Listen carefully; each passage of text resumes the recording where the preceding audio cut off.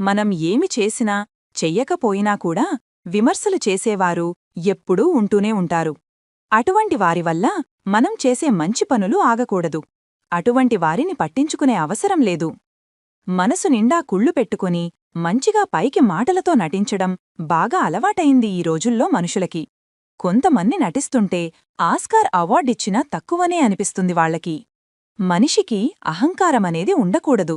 ఈ దుర్గుణాన్ని విడిచి వినయమనే మంచి సంపదను పెంచుకోవడం మేలు కలిగిస్తుంది.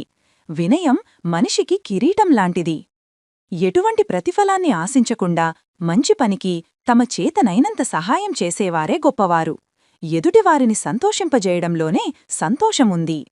జ్ఞానమనేది మనం సంపాదిస్తే వచ్చేది కాదు, మనలోని అజ్ఞానాన్ని విడిచిపెడితే వచ్చేది. జ్ఞానం అమాంతంగా పొంగి పొర్లిపోదు, అది అంచెలంచెలుగా అభివృద్ధి చెందుతుంది. జ్ఞానాన్ని మించిన శక్తి ప్రపంచంలో మరేదీ లేనేలేదు. కత్తి తయారు చెయ్యాలన్నా, కలం తయారు చెయ్యాలన్నా కావలసింది జ్ఞానమే.